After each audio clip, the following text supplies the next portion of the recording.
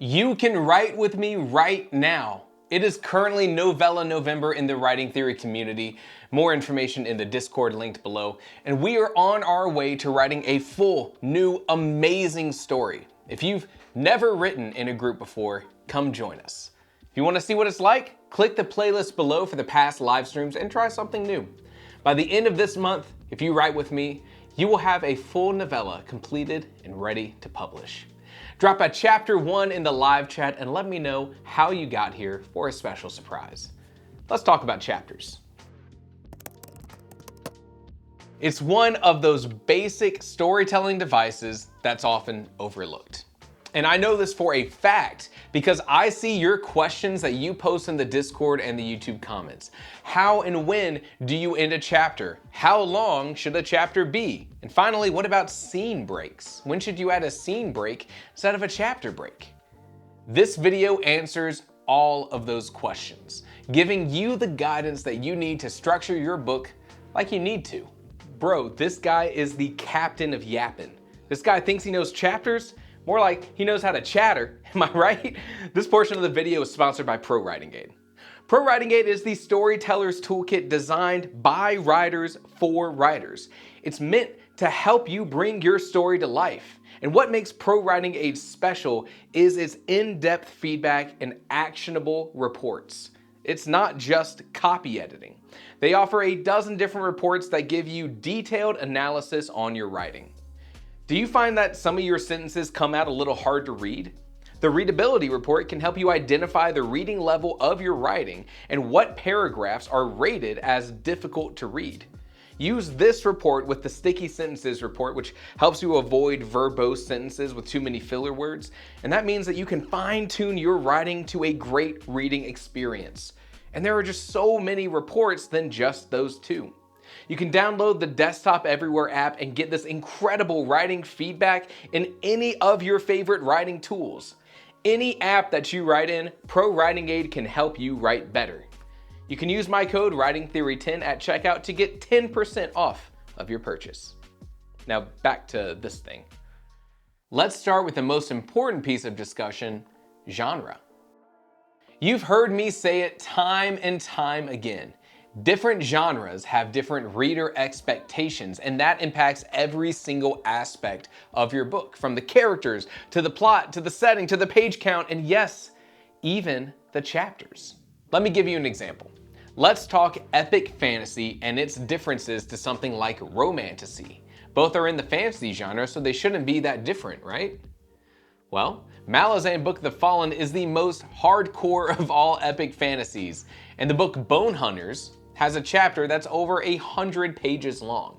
Okay, now clearly that's an outlier that I picked out for the shock value, but most of these chapters are gonna be pretty huge. I'll grab a couple at random. From the 4th book in the series, chapter 8 is 38 pages and chapter 9 is 48 pages.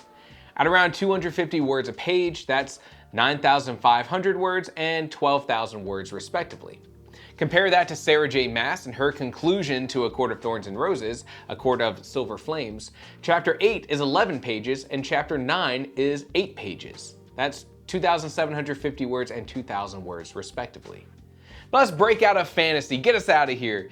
Let's go somewhere else. Book Lovers by Emily Henry is a best-selling romance novel. Chapter 8 is 6 pages and chapter 9 is 6 pages.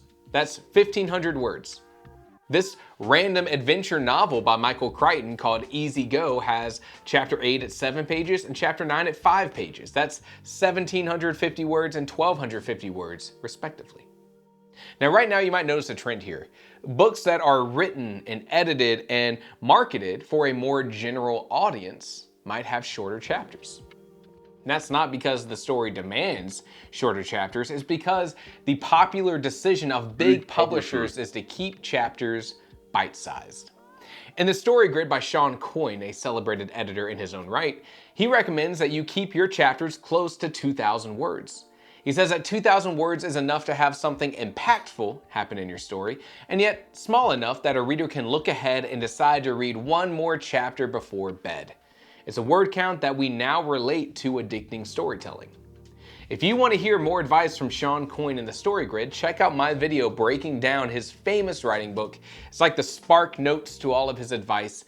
I learned a lot from that book. Now, 2,000 words might be a typical or like normalized chapter amount, as determined by big publishers, but other popular books don't follow those rules. And the further away you get from books that are marketed to this general audience mindset, the more you start to see authors letting the story decide that where the chapter break should be instead of the editor. So how do we determine what chapter length books in a certain genre should be? Well, if you're writing to create a bestseller, then you might want to adhere to this agreed upon 2,000 word chapter. You can still have big moments in your book that extend beyond those 2,000 words, but that would be the rule of thumb for any genre book written to follow that bestseller formula, 2,000 words. And if you aren't going for that formula, you have some options. Look at the books that inspire you, the books in your genre, and pick random chapters like I did. That can give you a starting point to understand reader expectation. But if you aren't following this bestseller formula, then maybe you should just let the story determine your chapter length. And to do that, well, we should at least know the different types of chapter breaks.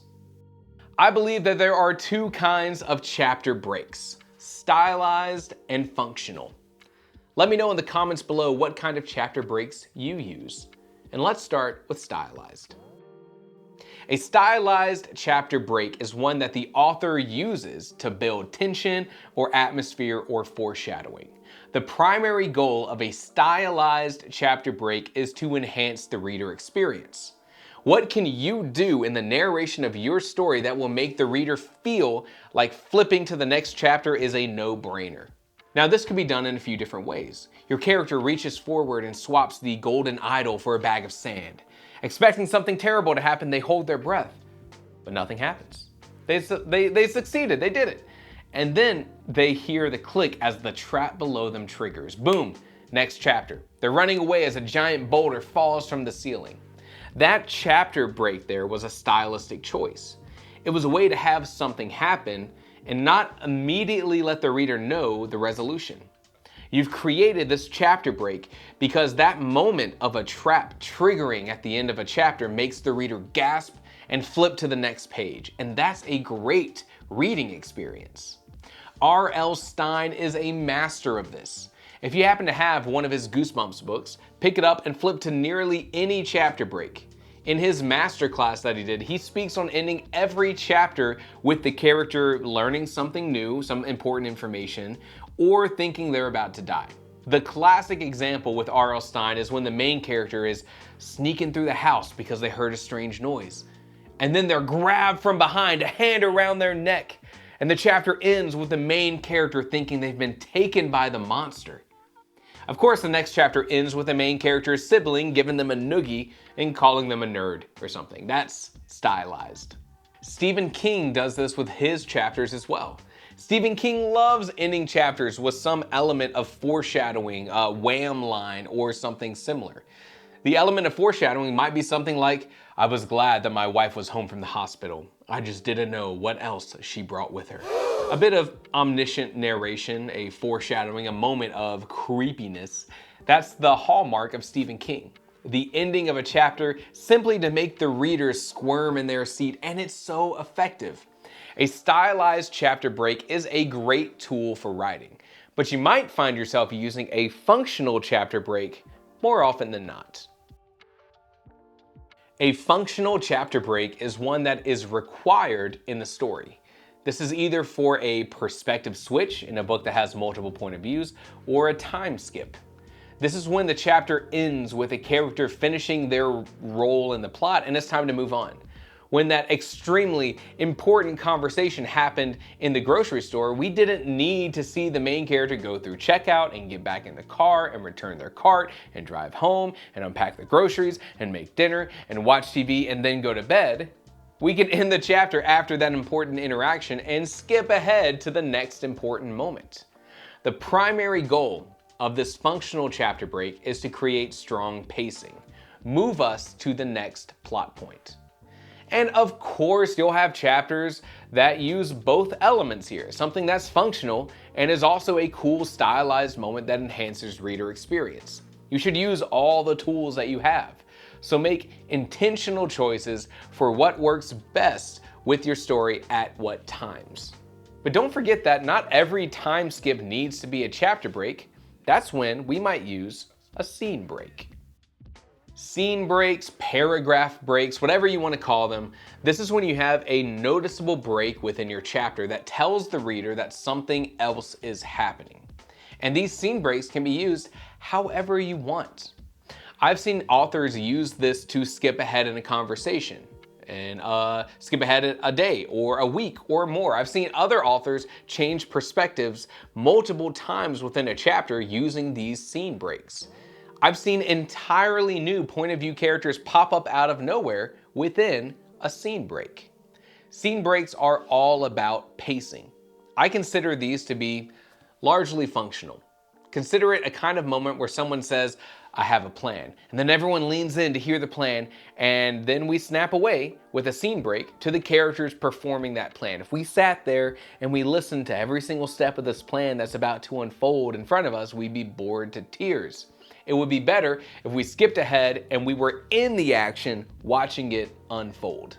That scene break skipped us ahead in time so that we could continue the narrative thread, and that is the important concept. When should you break into a new chapter versus when should you use a scene break? The scene break allows you to have some kind of functional break while you're still in the midst of a scene or of a sequence or some sort of continued narrative thread. If we're in the middle of action or the middle of some plan unfolding, the scene break allows you that time skip without concluding your scene. This Malazan book uses scene breaks pretty often to switch to a new perspective character and allow us to continue the scene from a new point of view. I don't see this done in a lot of other books, but it's really effective here. We might be experiencing a scene of characters breaking into a castle and then switch to this perspective of a guard within the castle as the attack unfolds. And it's a super effective way to tell a story and makes for some really cool reading. But I know that's not the norm. Scene breaks are your best friend. They make sure that the pacing of your story is always moving. And remember, you may not get the pacing right in your first draft. As you're editing, that's when you can come back and use scene breaks to trim out the boring parts of a scene and keep things exciting. Look, it's really up to you how to use chapters in your novel. This is art, you can kind of do it however you want, but if you need some place to start, this is where.